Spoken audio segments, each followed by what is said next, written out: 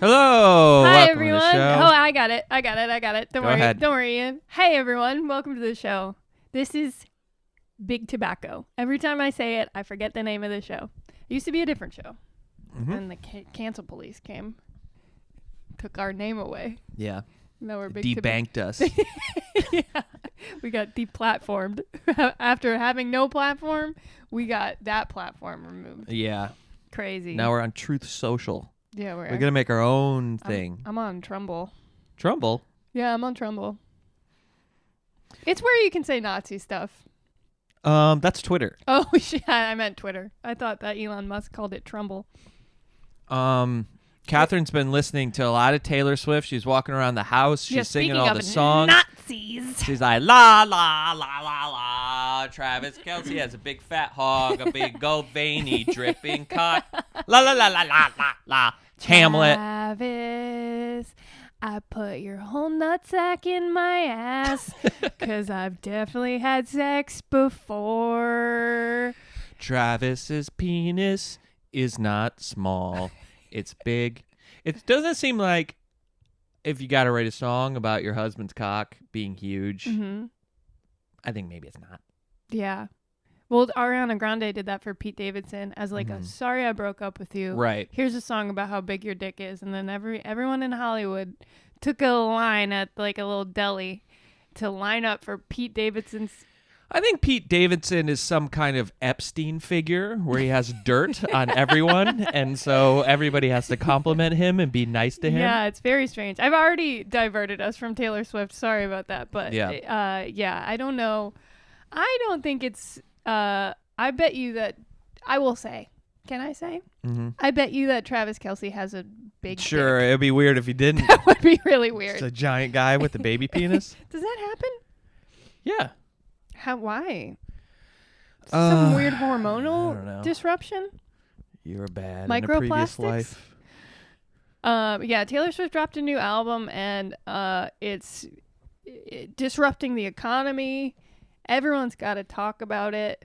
I feel like we were all fired up about it last week, and then we went to a concert and didn't record, and that's why we're late. Sorry, but we had so much to say about it, and now I'm like, I'm tired. Yeah, we tried to watch one of her music videos, and that's the thing with Taylor Swift. Whenever I'm expected, and I am expected to have a take, yeah. I watch it and I go, boy, there's nothing I give a shit less about. It to me, it's just the most generic, bland pop music. But that's your internalized misogyny talking. Yeah, you're being true. A real pick-me. Yeah. You don't like Taylor I'm Swift? more of a Sabrina Carpenter girly. I can't believe you just said that to my face. Oh my god. I gotta say, every once in a while, I'm more brat than I am, a retired showgirl or whatever. I do think that you, the girly pops with the more edge are into Charlie XCX and Sabrina. I saw this interview with this Carpenter. This God damn, I feel like a dinosaur's trying to stay relevant. No, Taylor Swift's what, 48? Yeah, whatever. I'm younger than Taylor Swift, I'll say that. Yeah. By multiple years. How about that? I saw this interview with this woman who was like a feminist, she was in her probably 70s, and she was like, I fought tooth and nail to be called Ms. Now everybody's a girly pop. Well, that was stupid too. Yeah, that's all stupid. Yeah, what were they calling unmarried women before? Just that not addressing them? Just sending them to gulags? Harlots. Witches? Scrumpets. Yeah. You couldn't have a credit card in the 80s. You were just called a witch and sent to Guantanamo. You were sent to the... You could have a credit card in the 80s, not in the 70s, and only in specific places. So, shut up. You could have like a Nordstrom credit card? Yeah. Okay. Got it. Now, all women have credit cards, and they're all deeply in debt, so... Okay, guys. Nobody should have a credit card. I agree with that. I'm $3,000 in credit card debt as of 5 minutes ago because I just made a payment. And that's the best it's been in years and years and years. We were getting close to 8 for a while. Yeah. Now I'm at 3. And this is actually like a milestone. Well, you had to buy the vinyl, the CD, than Eras tickets. Yeah. I had to go. I had to go see the air. I couldn't afford it. Eras. Eras. It's what a dumb fucking name for a thing. It's like a weird. I think it's pretty good actually. What she Eras. did. She's like, it's my like autobiographical show. Mm-hmm. I'm gonna take you from when I was like 14 and pretending to be country, and all the way up until now. It's all the eras of my life. That part's fine. Whatever. To the point where I became a corporation. Yes, of course. An all-powerful capitalist. Yeah, I mean, that's why it's very funny to see people going to bat for her as like a, just a... Jake Gyllenhaal didn't go to her birthday party! Yeah. You guys are so mean. She's a billionaire. She's doing just fine. But yeah, if you criticize her album, you hate women. Mm-hmm. It's just not that good. I don't know. I haven't listened to it from beginning to end. It's not that bad. I just, you know what I take umbrage with? Her self-styled, like I'm a literary sort of, like when she called herself, your English teacher and your gym teacher are getting married. It's like, Taylor, do you even have your GED? You need a degree to be a teacher. She dropped out of high school, right?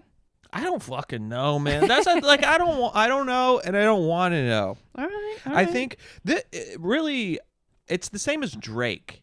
Remember when Drake fever was sweeping the nation? That and I'm always like, made you so mad. There's no way you guys are this into this. Yeah. It's just generic shit you hear at the mall. It's not, and then people are like, I'm so into this, and it's like, I think you're propagandized. Yeah. I think you're just bombarded with this stuff, and there are people who just internalize it and be like, yeah, I love this. Do you? Yeah, I will say I'd like to pretend that as a youth I was listening to Pantera and burning myself with cigarettes, but I was listening to Taylor Swift. That's when you're supposed to. I was a fan. Yeah, that's when you're the most susceptible. That it's like when you're a kid and you're like, holy shit! I just saw a commercial for a Nerf gun. If I don't have it, I'm gonna kill my parents.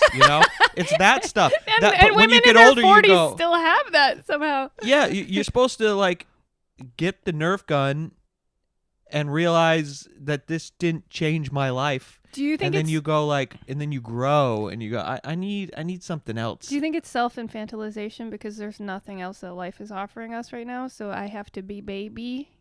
Like I'm 40. I don't have a house or children. Yeah. So I need to be.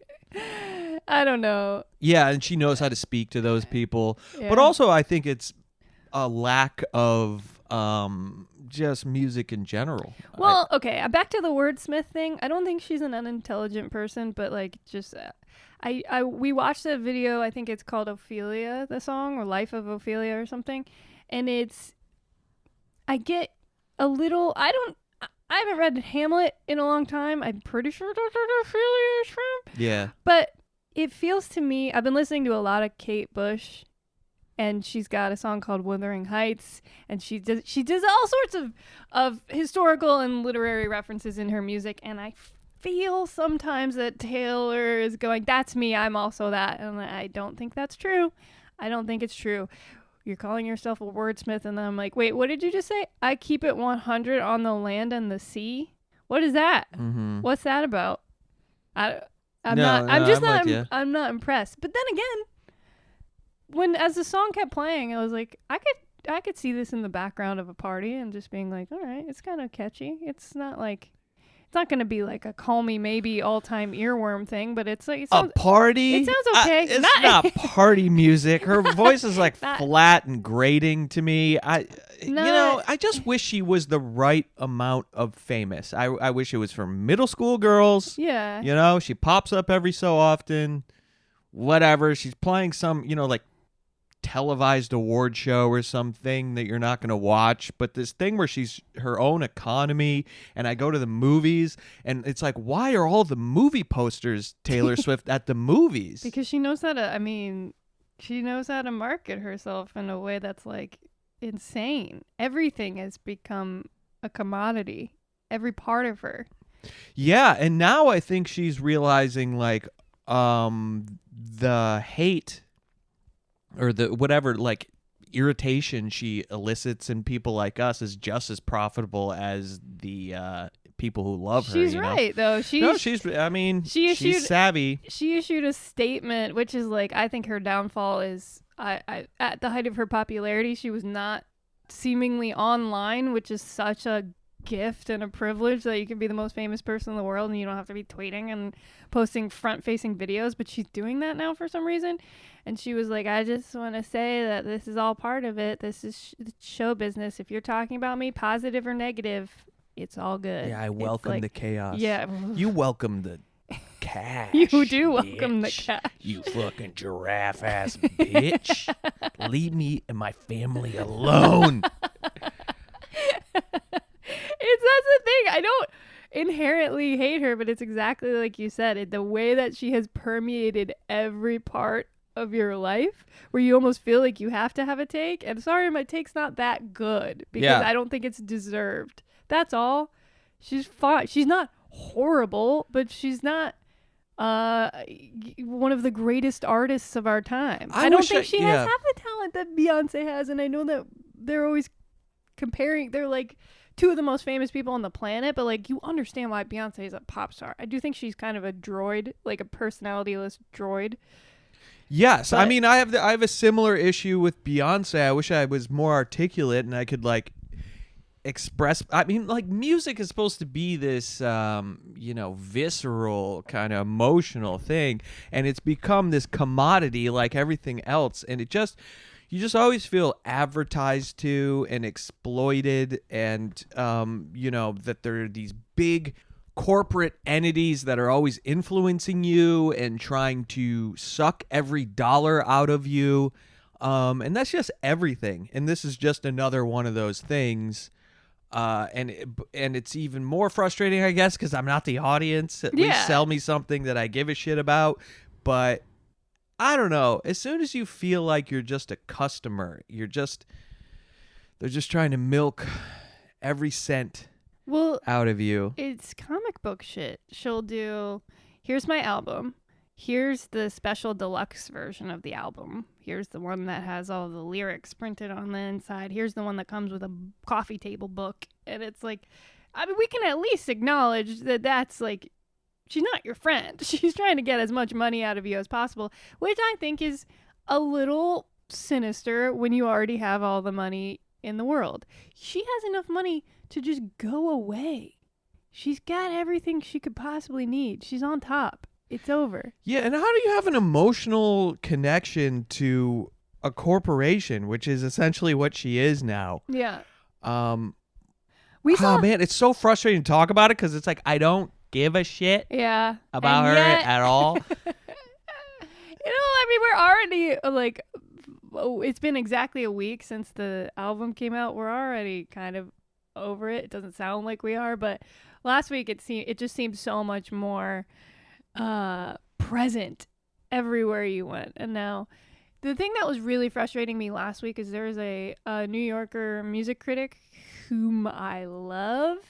Her name's Amanda Petrusic, and she's just a really good writer, and she's helped me learn a lot about music, and I really like her writing, and I don't always agree with her. She's had some like very complimentary reviews of Taylor Swift in the past, and this one she didn't like the album, and the pile on she got for saying that this album's a little cringy and not that good was unbelievable. The way that all the like stock lines, like you're a real pick me, and telling her this is pick me energy, and the way that you would never say this about a man. It's like, you've never read her writing. She's been doing this for over a decade. She absolutely does criticize men, and she does have nice things to say about Taylor Swift in general, but they don't just like that's the propaganda part of it that really disturbs me. It reminds me of the war in Gaza. What?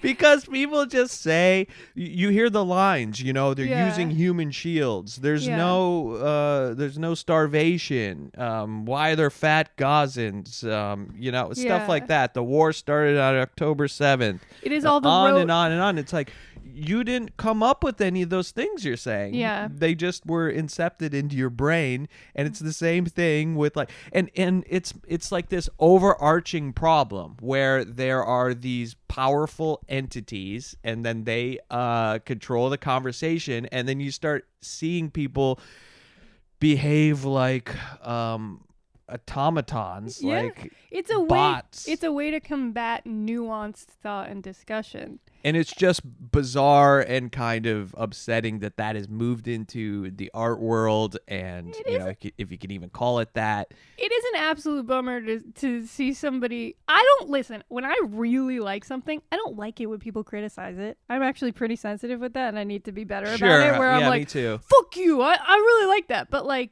to really believe that this woman must hate women because she doesn't like this Taylor Swift album. You gotta. I mean, I just wish you could recognize. That's what's frustrating about it is like, if you don't like somebody's critique, you should take it at face value and respond to the actual critique instead of using these lines that were invented by the Taylor Corp to shut down any dissent. Well, that's what's like. Come on, man, like engage with what this woman's saying. She's saying she doesn't like this lyric or whatever. It's not because she has internalized misogyny.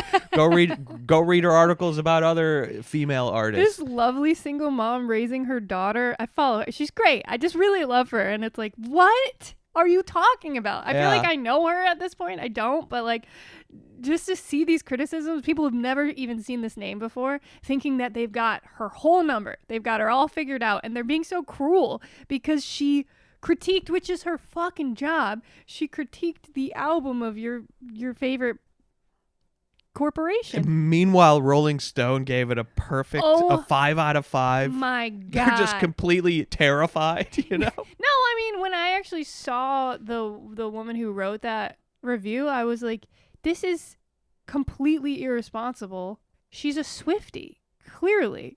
She was like, Taylor's done it again. She is all parts sass. And it was just like so complimentary, and she just looked like completely vacant behind the eyes. And I was like, why would you allow a Swiftie to write a review of this? Like, that's not, or at least you can't be objective, I think. I don't know anything about this woman. It just like, she seemed to fit the bill. And I thought that was, you should have some grizzled old man listen to it who's been doing music criticism his whole life. Sure, but then you can get these guys who are like, John, or who's the guy from Pink Floyd? Like John Waters? Yeah, no, John Waters is the director. Roger Waters. Yeah, Roger Waters has done it again. You're right. Yeah, he's going to be biased too, obviously. I don't know. It should just be an objective person like Amanda Petrusic, who has a perfect record and I think was spot on about the album. She brought up that Taylor Swift has got to stop pretending that she's like embattled and that she's the underdog. Yeah. One of my favorite lines is like, she's like, in the album, she's like, Taylor or Travis, you broke the curse on me with your magic wand cock. And woof. And Amanda's just like, knock Taylor, on wood. Taylor. Wood, get it? Like a penis. I'm a literary genius. I'm Taylor Swift. But la la la. It is kind of brilliant to go, well, any criticism you have of me, this was all part of it. She's like, as the purpose of the life of a showgirl has a deeper meaning, and everything that you think you're criticizing, it's all part of the game or something. And it's like, well, fuck me. You kind of won with that argument, because now you can just go, I'm playing 3D chess. It's supposed to be kind of bad and corny. And you're like, okay, I don't believe you, but okay. But anyway, Amanda Petrusic says, Taylor, you're not cursed. You're simply alive on Earth. Like anything, I do think that by the nature of the way she's grown up, she thinks that the struggles that she has are quite unique, and that she faces hardships unlike anybody has ever seen. And in a way she does. They're on a grander scale. It's something that I can't really relate to, which is like when I listen to like Paul Simon songs, there's some of them are autobiographical, but some of them are kind of about the human experience, and some are just like poetic and vibesy, To be into Taylor Swift, you really have to engage with her life Yeah. and like be rooting for her and worried about her and like and want to hear the gossip Yeah. and and that listening experience I don't understand at all. It's almost like watching a show or something Yeah, that you she's can their interact favorite with, reality show. and I don't know how you relate, how you feel so deeply about, like I said, like Jake Gyllenhaal not going to Taylor Swift's birthday party or whatever, I mean, it's pretty. And then there's always this shit with like men have it so easy and I'm so put upon, and if I was a man and all God, this dude. stuff, and it's like you own your apartment in New York, which you don't live there, is a building. Yeah. A building, and you just go like, you made it. You're doing okay. You're a billionaire with a B, and you're like, but if I was a man, I would Right. be a trillionaire, I guess. And nobody would ever criticize me ever. I don't. Yeah, You're the I would be the beloved person king. on the planet for not no reason, but like, it's not. Like, you just brought up Paul Simon, and I'm like, he's probably the greatest living singer-songwriter, like that type of musician, I think. He's probably one of my all-time favorites. Yeah. And it's like, that would make sense if the world was this obsessed with Paul Simon, but it's not. Art doesn't work like that. Well, I mean, it's because there aren't a lot of people making music, or I mean, I'm sure there's the same amount of people making music, but the way, this is what I'm getting at, this like capitalistic hellscape we live in, these gatekeepers, they're like, it's this idea of everything has to be a monopoly, Yeah. there has to be one person making music, and then you got like a handful of women waiting in the wings just in case Taylor breaks all of her limbs or something, and then then Sabrina Carpenter steps up for a little bit, but it's like a monopoly, and everything else is like pushed out, and we should have all kinds of different genre, and like we do, obviously you can go seek out things that you enjoy, and there's a lot of great music out there, but this kind of corporatization of everything has made it so there's really one queen, and she's going to be everywhere, and she's going to be at the movie. She has a movie. She has a vinyl. She's re-releasing her old songs, on and on and on. I just think that you don't get to the most frustrating part about Taylor Swift is being this ubiquitous, being just royalty, and having all of the money in the world, and then casting yourself as the underdog and sort of sicking your fans on people. There have been over the past few years a lot of people with fan bases who are being blamed for the things that their fan bases do and being told to take responsibility for that. And she kind of does control the masses in a weird way.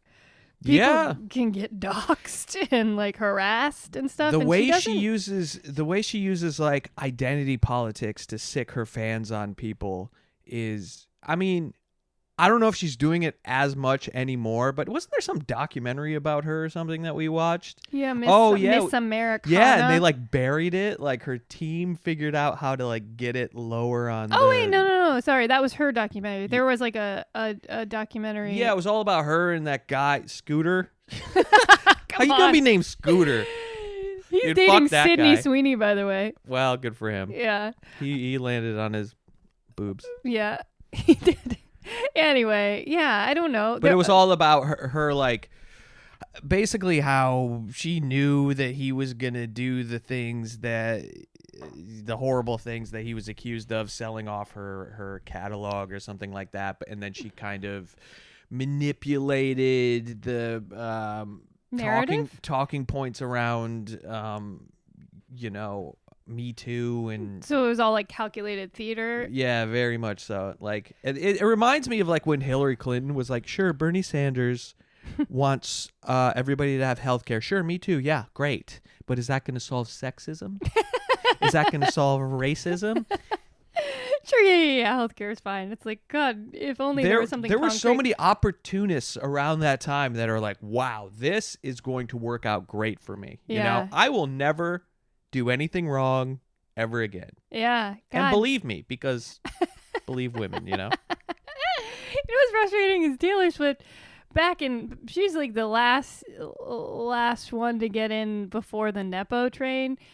Back when Taylor Swift was on the come up, you just had to be the daughter of a venture capitalist. Yeah.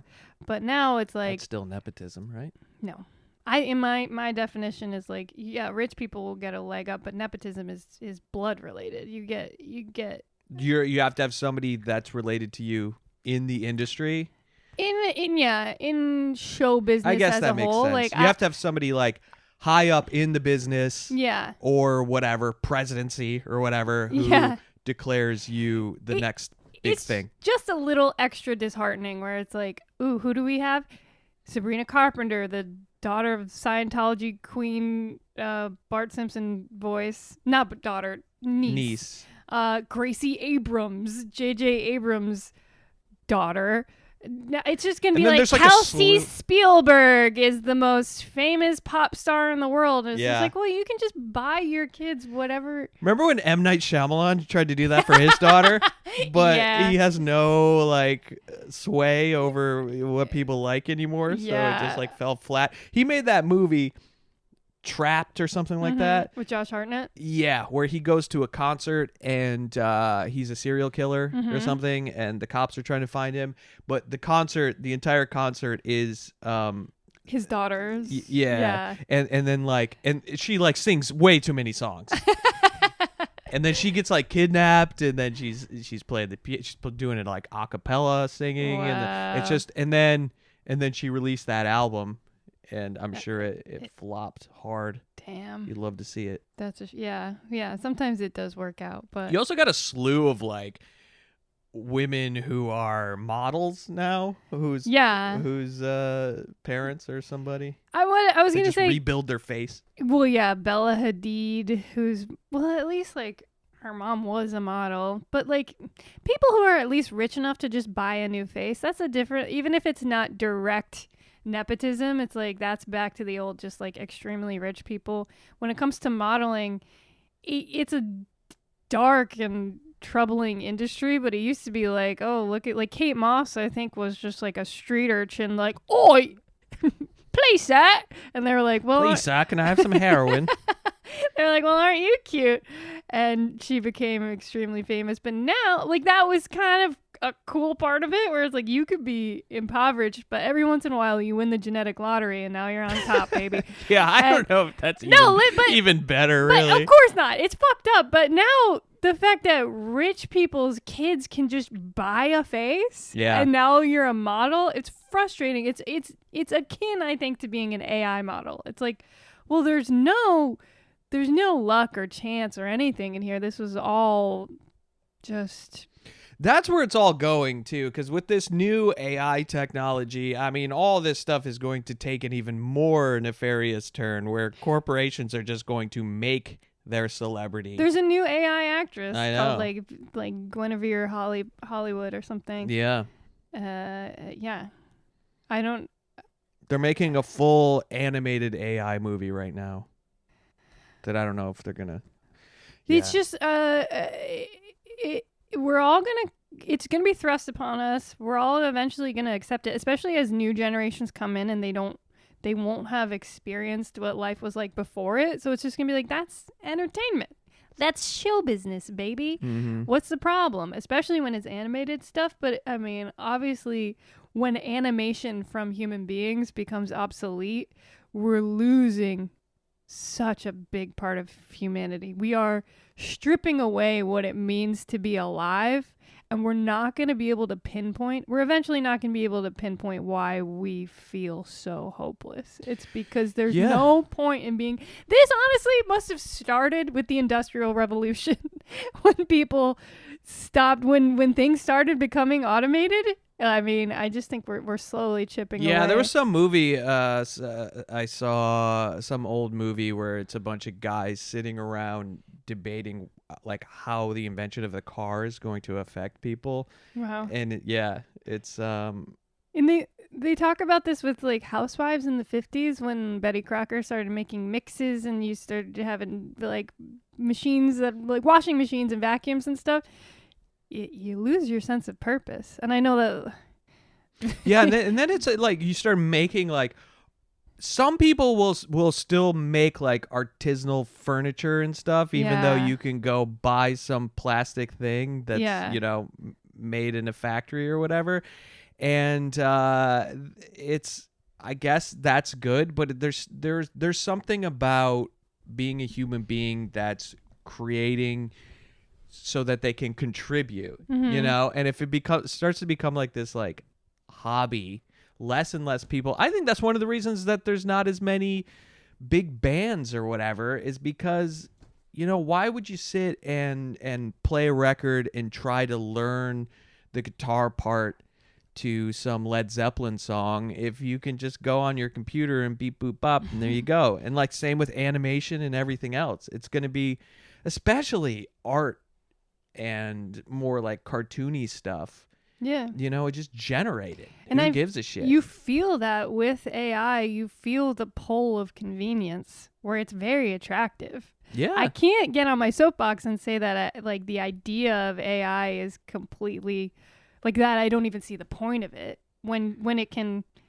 That's the thing where it's like do things for you that you don't want to do. Oh, it's such a bizarre thing because you want to free up your time and enjoy yourself and stuff, but I think what people are realizing is that like there's a different kind of enjoyment in working and creating that we're losing, and that's we're just going to become these consumers. It's going to be like that cartoon or that like internet comic with the guy with the VR headset and then the dick sucking machine and then he's getting opioids injected into him and stuff. Let people enjoy things, but you lose so much joy when you strip away. Like I just got into cooking for the first time in my life, cooking and baking, and I love it. It turns off my brain and I focus on something. It feels like it's very task oriented, and at the end there's a result, there's a goal, and then like a reward, and it's the best when other people like it, and you feel like you're doing something not only for yourself but for other people. And if somebody were to tell me well, don't do that, I made a machine that can just produce any dish, any pastry, anything you want, you just press a button, that's it. It's like, but that's the whole point. You just took away the entire objective. And now what? Now I can watch more fucking Gilmore Girls? Yeah. I'm gonna kill myself. Watch Task? I don't even like Task. I hate Task. I hate Task so much, and I want to fucking like it. No, it was it's just okay. No, but that's the point. It's like bunch of it's idiots. not Yeah, that let's go to bad. Wawa. No, you do tell our me. tasks. Oh, I got no. to do my task. Turns out the hardest task of all is fatherhood. Oh no! And the fucking No, the hardest task is going down to the quarry with the family. dude, my culture is not your costume, and I don't understand why. There's this like this industry now, this pocket for lower middle class Philadelphia suburbs crime dramas. What is happening? And then people from fucking England, I'm sorry, but get the fuck out of my fucking country with your fake ass Delco accent. I don't know what's happening. Most of these people in this cast are from the UK, and they're attempting Delco accents, and every once in a while they hit it, but that's the problem.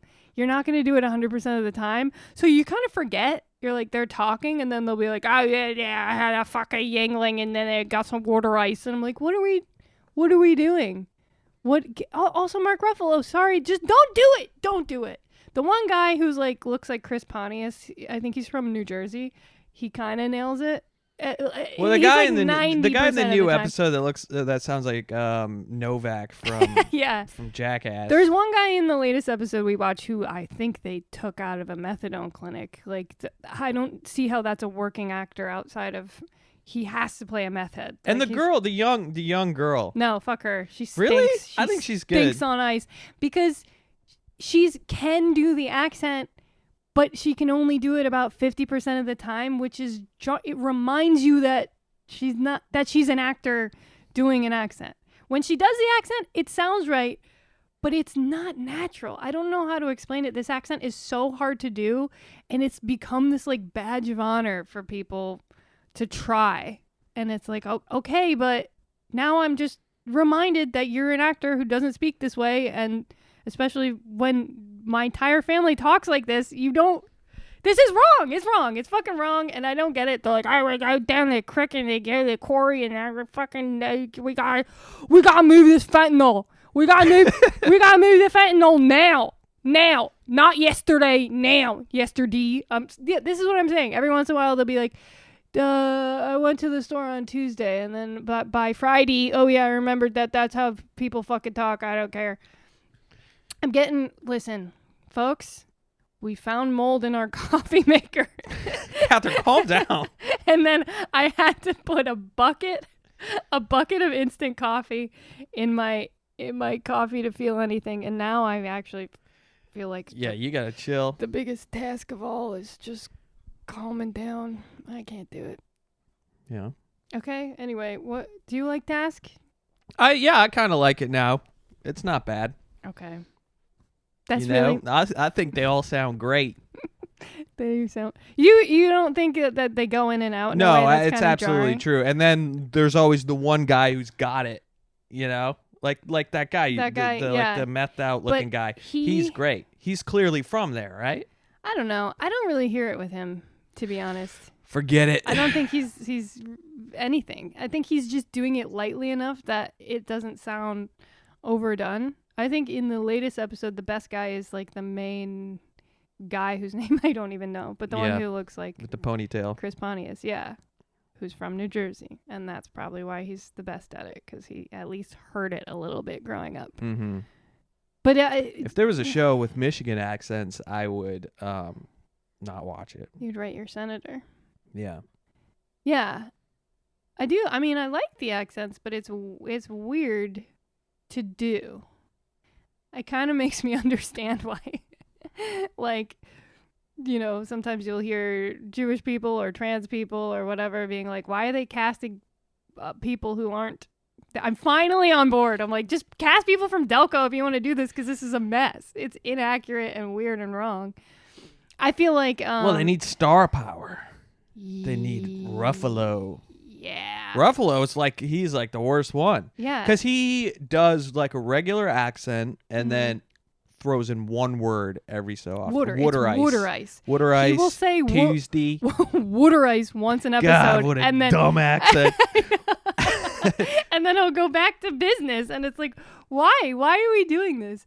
And it's frustrating to me the way they like sort of cartoonize the culture a little bit. I'm not being precious about it, I swear, but it just feels forced, where he's like, sorry I'm late, I was doing a Wawa run, and it's like they had to say Wawa, right? It's like, you know what you got, you freaks, like you like your Wawas. Okay, everybody's a trash man or in a biker gang, going down to the shore. Make sure to get the camera on that Yingling or Rolling Rock. You know how they drink that down there, these fucking pigs. I always go into the swimming hole. Yeah, the quarry. I don't know. Do you guys have that many swimming holes? Yeah, there's cricks and quarries. That's pretty cool. It's nice. It's not all bad. Thing. Do you guys not? They're always eating cheesesteaks. Yeah, that's what I'm saying. They're like, oh god, these dark times have descended upon us during Hoagie Fest. Oh no.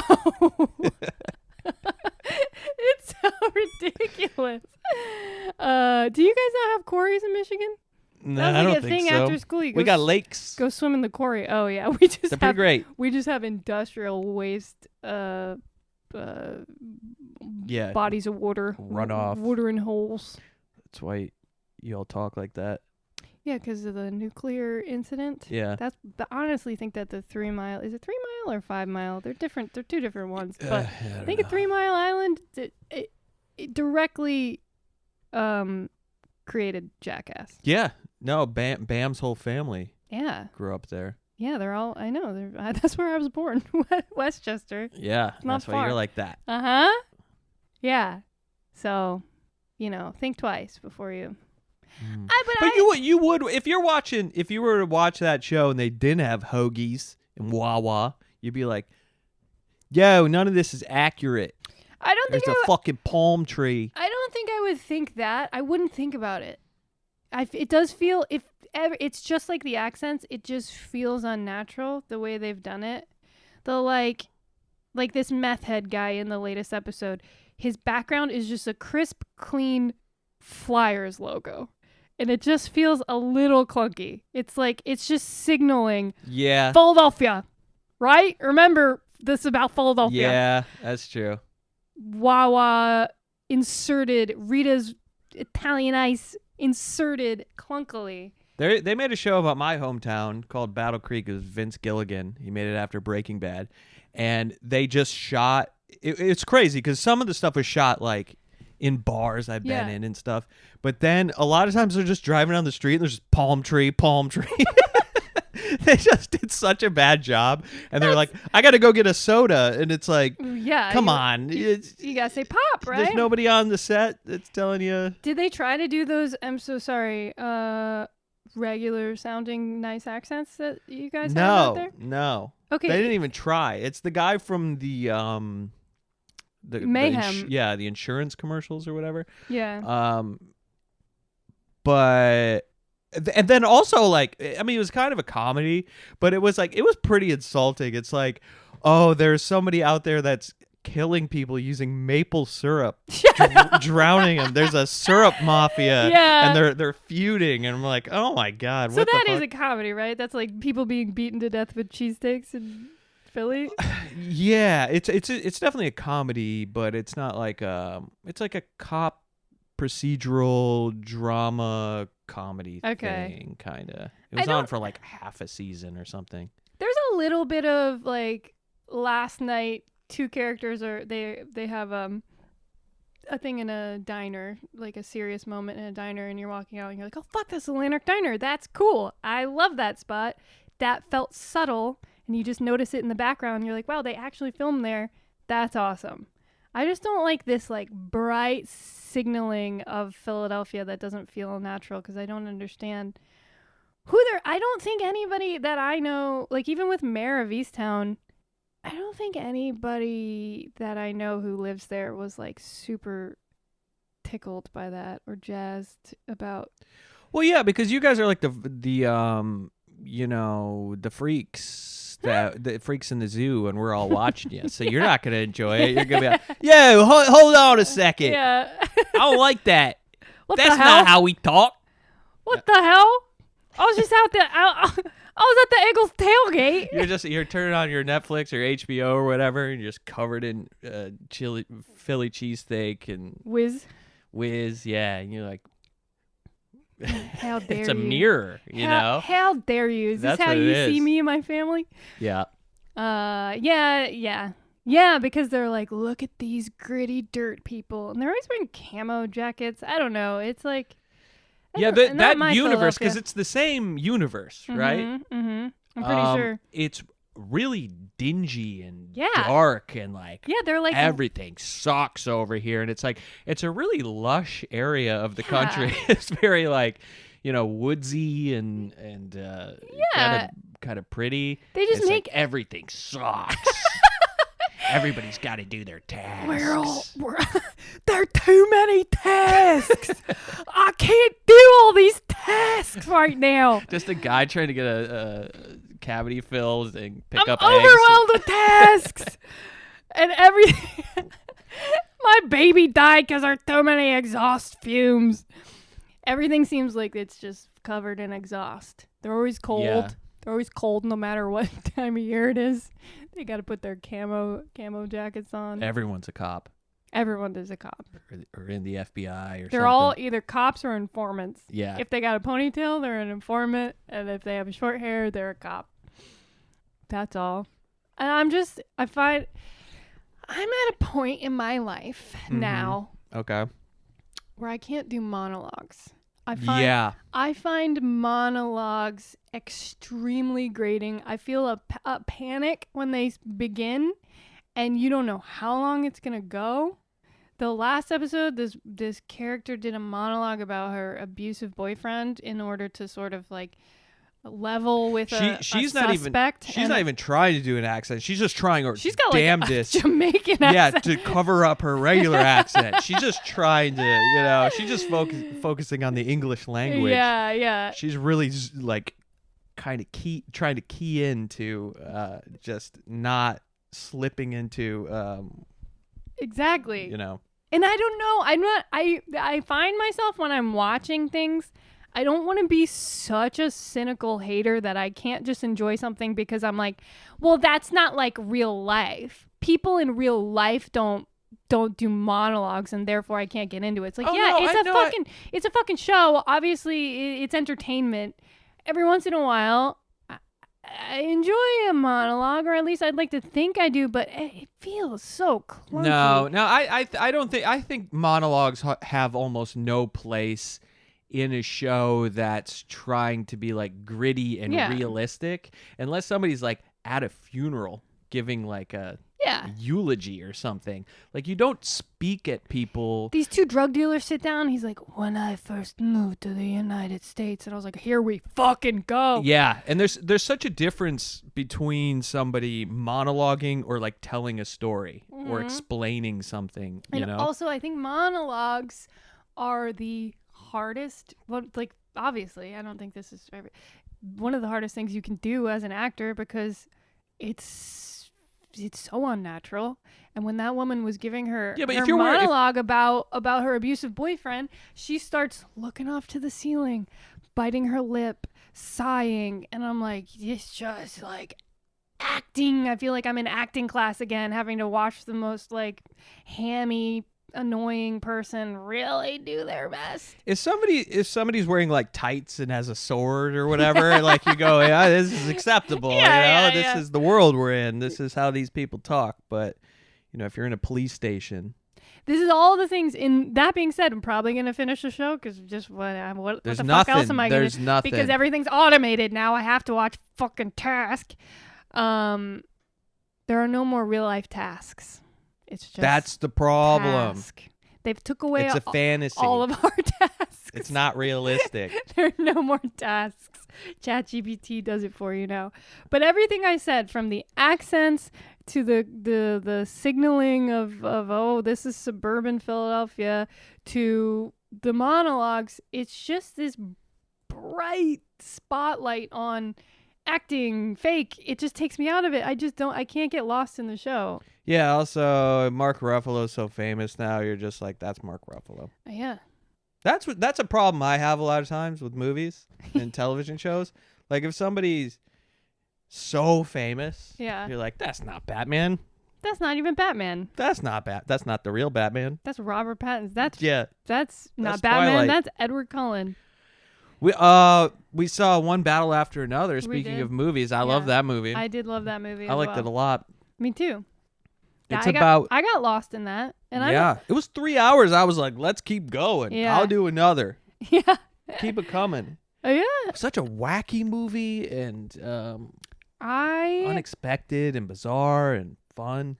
I'm a stone cold hater on Leonardo DiCaprio, and I gotta give it to him on this one. He killed it. He's great. White guy representation in that movie. Can I? He was like a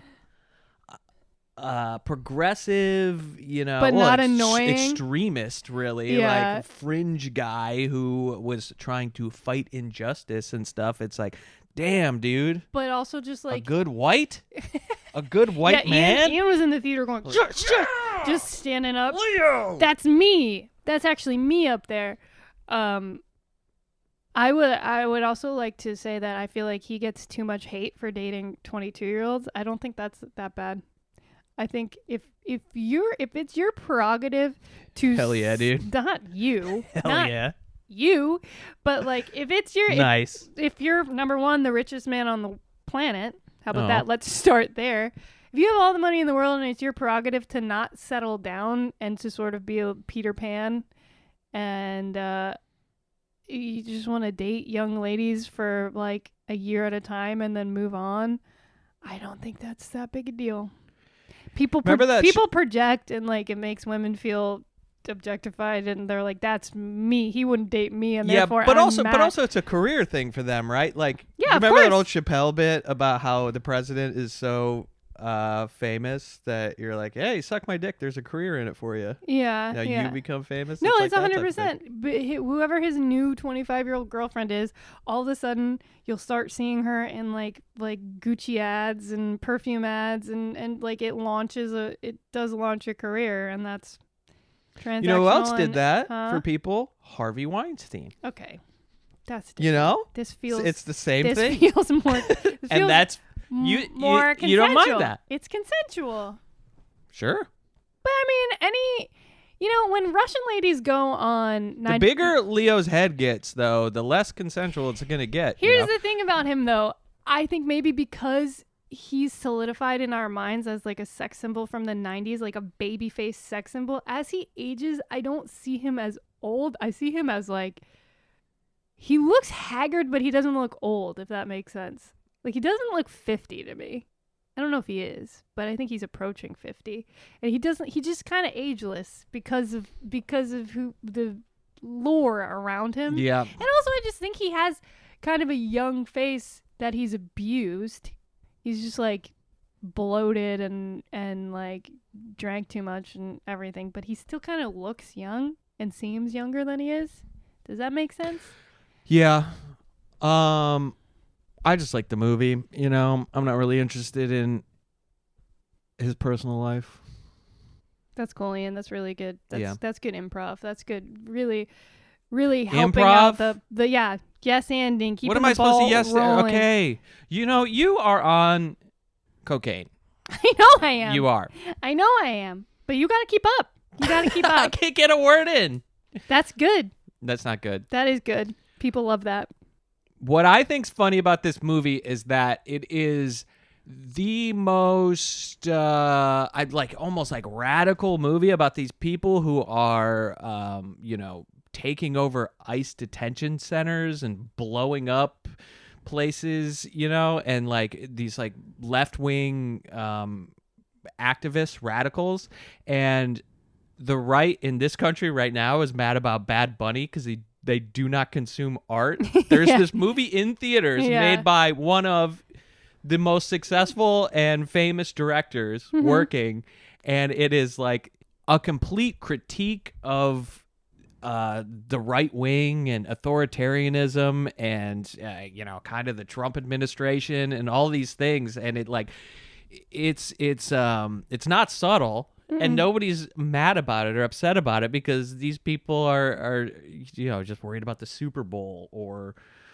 fucking, I don't know, the dumbest lowbrow things. And that's just very funny to me. No, I agree. It's like a call to action almost, to like violence almost. Yeah. Not really, but they're it's not bothering to deal with it. It's too dense. It's 3 hours. You go, like these heroes in the movie. The main characters are these people that are like torturing generals and ICE agents, and yeah, they're blowing up federal property. yeah. I mean, it is based on like, I'm mad because a streamer on my YouTube said something mean about Stephen Miller or whatever. It's like, dude, if you saw this movie, your fucking head would explode. Yeah, it's so funny too. And I did not expect it to be that funny, but it's hilarious. Yeah, it's basically about like the radical leftists coming up against the authoritarian kind of white supremacist kind of secret society guys. Yeah. And they mock those guys in such a way, the movie does, that's laugh out loud funny, to the point where I had to like stifle myself because I was like, I'm gonna miss dialogue because this is so funny, the way they're lampooning these idiots. We were the only ones in the theater, so it felt weird. I mean, there were like 6 people scattered, and but nobody else was laughing, and I'm like, that is so great. There was one other guy laughing, but there's so few of us, it just felt strange. Yeah. Like, I wish I was in a packed theater with everybody cracking up because it was so fun. And it's like, it's just so clean. The way what needs to be lampooned is lampooned, and like what the messaging and everything, it was good, clean fun. Yeah. It was great. Jim Downey makes an appearance. Oh yeah. His, PTA's good friend, I think. Hell yeah. Great. His connection with SNL is interesting. Jim Downey and obviously Maya Rudolph. It's just funny. Oh his, yeah, like, he's married to Maya Rudolph. Yeah. I just love that these guys that run everything, these like military guys, and then like people who they imply are like politicians and have like massive amounts of power, and they get together and they have these meetings, and then and they're scary people. You know, there are a few actors in the movie who are like so good, really compelling, and are interrogating people and stuff, and they're extremely scary. Yeah. But then when it gets to them like in a room together talking to each other, the movie makes fun of how silly the whole thing is. Yeah. This like holding on to power and their worldview, and how they think they're more important than everybody, but they're just a bunch of dweebs, like dorks. I love that, because that's like really what we're going through now. When you see Stephen Miller on at a podium somewhere, flailing his arms around and screaming and talking about how powerful they are and how they're going to take out the bad guys, and he's very stern and angry and stuff, but the whole thing is impotent and annoying and dweeby, and like the fact that you think so highly of yourself when you're such a dork. This movie really points that out in such a spectacularly like laugh out loud funny way. And I know this is an unfair comparison, like 1-to-1, but I really feel like after seeing Eddington and then seeing One Battle After Another, at certain points feel like, oh, this is what Ari Aster was trying to do and failed a little bit. Well, what Ari Aster was doing was like, this happened, then this happened, then this happened, and then like threw characters on top of it, and they felt like an afterthought. This movie, One Battle After Another, felt like you're in this story that you're so invested in, and then this has always been my problem with a lot of movies, where they go like, I want to make a critique of this idea, and then they go in doing that, and then they kind of fill in with the characters where they need to be, and they're like archetypes, and they are supposed to represent this, that, and this, and you just go like, well, I get your point. I got the point you were making, but the whole time I was like, wanted to see what time it was, how much longer this is, and like the characters are so much more fleshed out, which is he does have a leg up by this is based on a book, so the whole story and having fleshed out characters could although book adaptation is very hard in movies, so that's a different obstacle. But he could have gotten like a lot of fleshed out, more interesting characters just straight out of the book.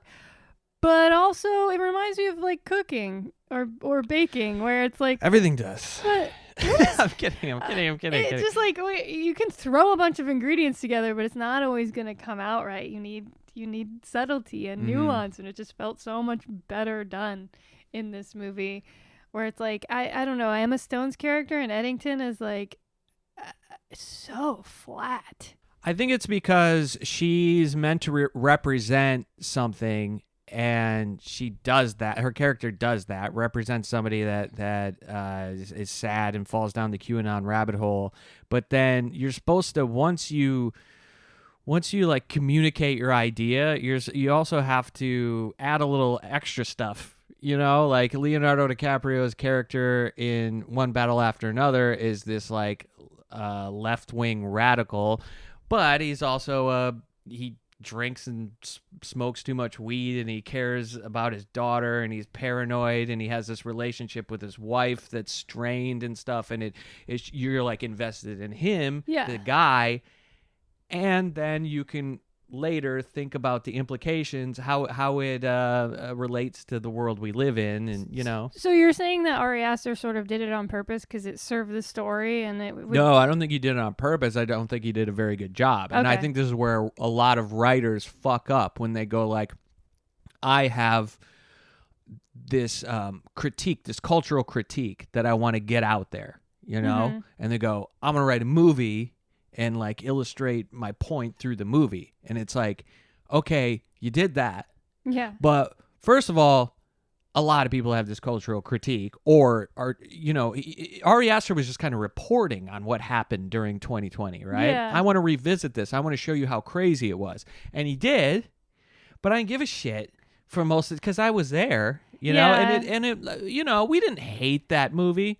I think And it was- actually initially we liked it Yeah. more than we do now. Well, seeing this movie, One Battle After Another, which is just like, I don't know, it just nails it. Just nails what's happening right now in a way, like I said, where you're watching this compelling thriller and you're getting this social commentary.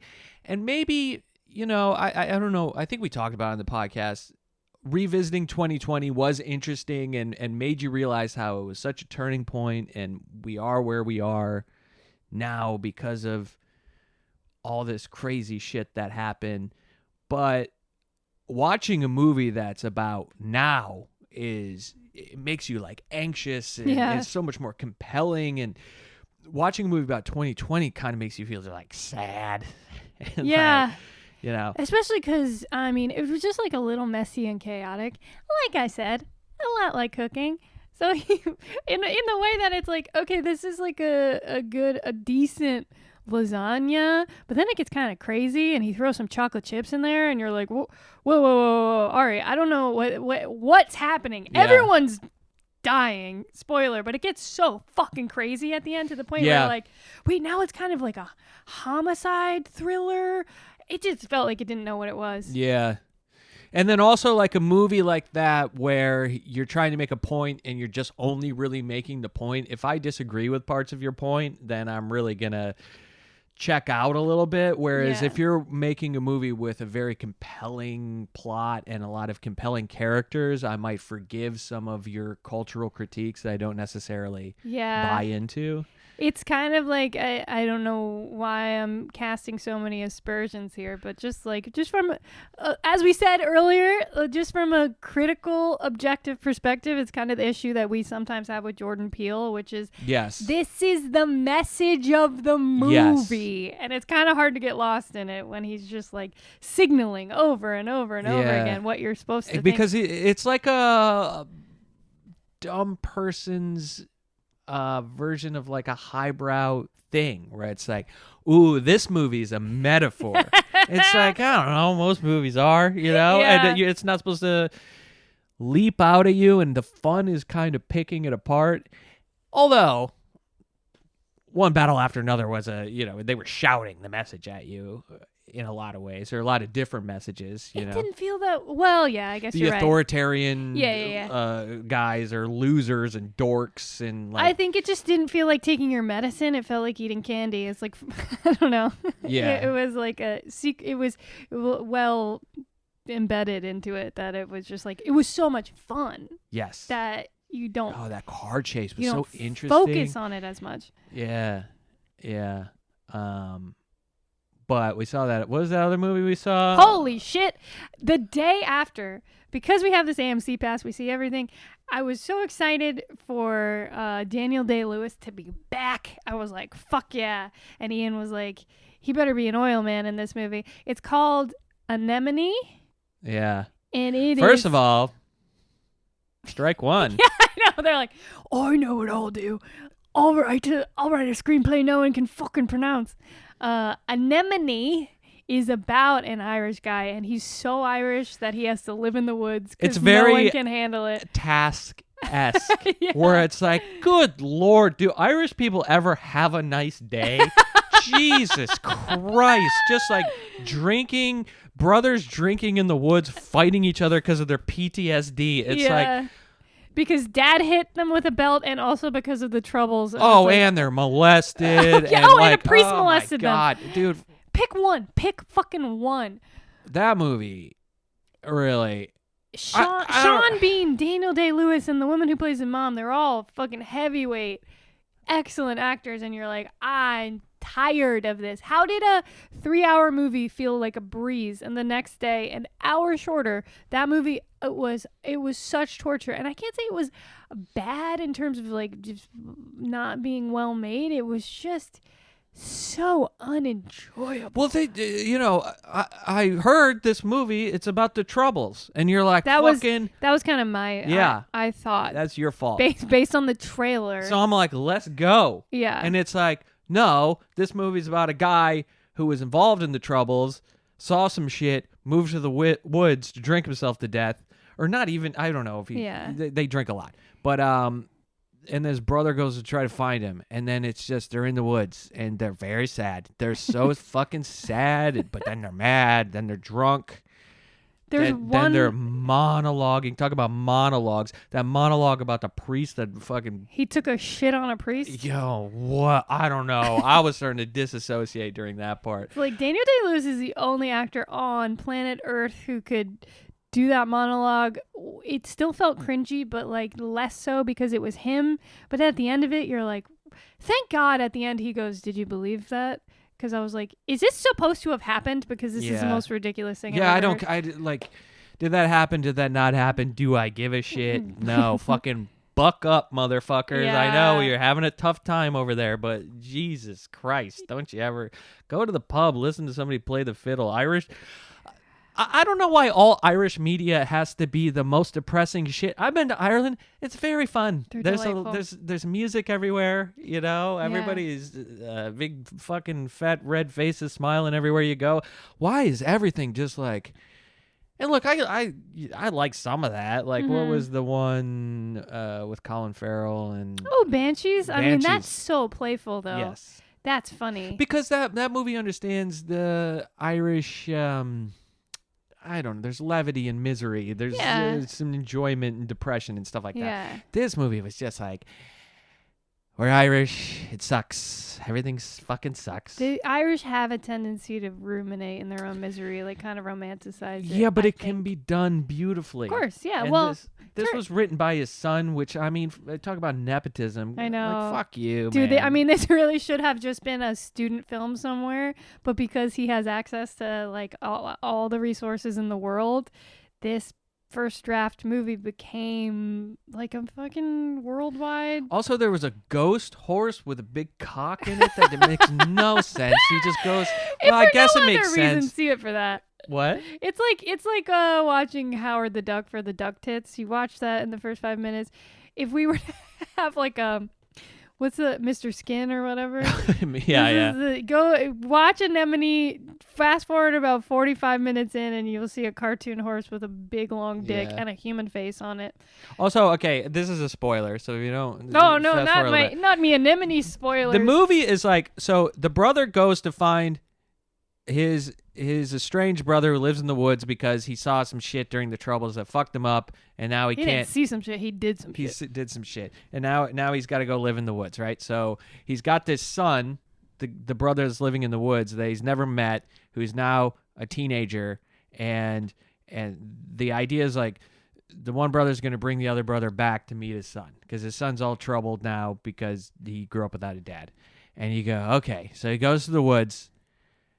You know, story about the priest raping him. They get drunk. They get into a fist fight, of course, for no reason. Just like he just runs up. One guy runs up, punches the other guy in the face because he's got problems and he can't express himself. Fuck you. But you're like, okay, eventually they're gonna bring this hermit brother, Daniel Day-Lewis, back to civilization, and that might be interesting. How is he going to deal with this? He's been away for so long. His family misses him. His son needs him.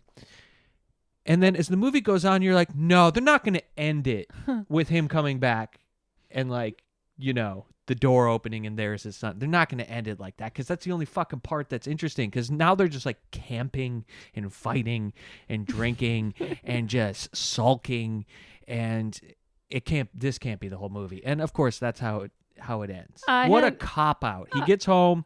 He sees his son for the first time. I want them to hash it out. I want them to, you know... Dude, you want a closure. 4-hour movie based on the pace that I had no problem with that ending because I was like, and thank God we're done. Well, no, I wanted that to happen like halfway through the movie. Yeah. You know, because also, what's the idea? Like, this guy can't communicate with people, and he's meeting his 16-year-old son. His son, who has been beating the shit out of all the kids in the neighborhood because he can't deal with his emotions. That's just more conflict. The movie just ends on more. This is just going to be it's- horrible for everybody. The thing, it's not going to end well. It can't keep going because it's not going to be like, oh, now we understand each other. It's the only hopeful note they can end it on because it's like, well, maybe they will find some common ground. Maybe, but what's going to happen? Probably not, is they're Irish. They're going to get in a fist fight, and he's going to run back to the woods and die out there, Or he's and they gonna won't beat know. his son's brains in or something. But the one weird issue I also had with it that is really neither here nor there is like, how far up into the woods does he live? Because they show Sean Bean, he's got coordinates and he's trekking up there. He takes a train and then he treks up there for days and days and days. And then he's like, all right, I'm going to take you back to your son. And all of a sudden they're at a pub. It's like, does he live just in the woods? Yeah. Does he live hours and hours, like a day's journey into the woods? It kind of reminds me of that bit our old pal John Newman used to do about Hitch, where it's like, first of all, they're on Wall Street. 5 minutes later, they're in Central Park. It makes no sense. Yeah. Just another little thing where you're like, what's happening here? Yeah, that movie, just the whole time I'm like, okay, they're going to go home now. They're going to go home now. No, Yeah. Now they're camping. Now there's like, and it's, it's Ireland, so they really want to shoot the beautiful, Seascapes and the grass greenery and all that stuff. So it's just lingering shots and it all looks good, but yeah, not good. Yeah. Yeah, I don't. And it's like I said, it's like Task, where you're watching Task. It's like we have nice times, we do nice stuff. Yeah, come on, it's not all this miserable. Yeah. Then again, it's written and performed by Irish people, right? Well, Daniel Day-Lewis is Irish and English. I don't know where his son grew up, but I don't know. Yeah, no, I get it. I mean, they're closer to it than we are. It just feels. There's more mature and interesting ways to explore misery. I'm not saying don't do that. I'm not saying that's not part of Irish culture and they haven't like dealt with some shit and like deal with it in a very specific way. But I don't know. It could be more nuanced. It's just, come on. You go to the woods. You talk about getting raped by a priest. You drink a bottle of whiskey. You get into a fist fight with your brother. Feels like Irish face. It really. it's come on. It's ridiculous. It's like every stereotype, and you just go like, I could fucking, watch a cartoon about a leprechaun and get this level of depth. It's co-written by Daniel Day-Lewis. He wrote it with his son. Well, he's a cobbler. Yeah, that's true. He's a cobbler first. and an actor. He's not a writer. That's true. That is true. He screamed. He drooled. He did all the things we wanted out of him, but it just he couldn't keep that movie alive. It does have its moments where you're like, fuck, I love looking at this guy. Like the way his eyes light up in the fire. Yeah, everything about him. The camera loves him. Mm-hmm. It's so electric. You're just like, you're so drawn in when he starts going and he's you can feel it. He's incredible. It just doesn't make the movie worth it, but hey, I did get that itch scratched by just watching him. He's old now too, which is like he looks great. It's a whole new thing. It's a whole like he shaves his head and he's like, he's not an oil man anymore. He's a disturbed old man, and you go. Yeah.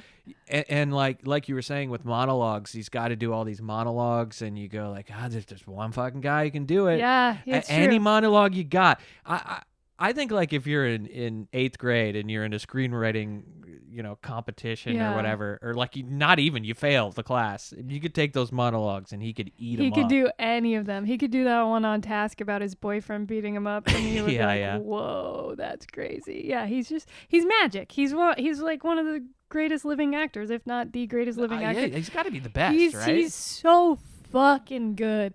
But then, it's just the movie itself. Imagine him in One Battle After Another. Fucking slog. Who do you see him as? One of the authoritarian guys? Yeah, I think.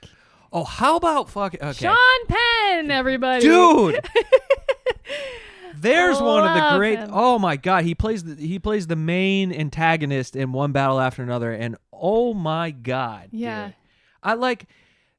That's one of those. He's one of these actors where you go like, well, you remember before I was saying like you watch a movie and you go like, oh, I can't. That's just Mark Ruffalo. Yeah. Sean Penn is a different guy. Yeah. That's when you're so good at acting, somehow psychologically your face is changing to me and you're a different person. The way he walks, his mannerisms, the thing he does with his mouth. Yeah.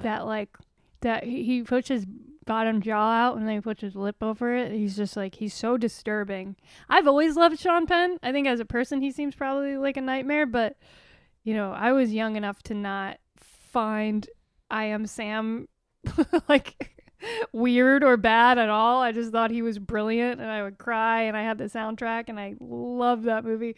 But everything he's been in, I've always thought he was brilliant. But this is a new level though. Yeah. No, because he's changing. He actually looks different now too. He's like he just looks, he fit the bill. And I didn't realize his character's name is like Sergeant Lockjaw. And at first, before I realized that the movie was sort of like satirical, I was like, that's weird. Why would they name him that? But then he's perfectly a little cartoonish and fully scary at the same time. And he represents so many people. Like he's an older guy who's clearly on like testosterone and human growth hormone, and his body looks he's enormous, but he's still, his arms are huge. He's so jacked, and then but then the way he walks is still all stiff because he's an old man, and he's it's just great. It really is. I gotta go to work though. Okay, all right. Well, that's enough for today. This has been Movie Minute. Movie hour and 15. Yeah. With Ian and Kat. Bye. Bye.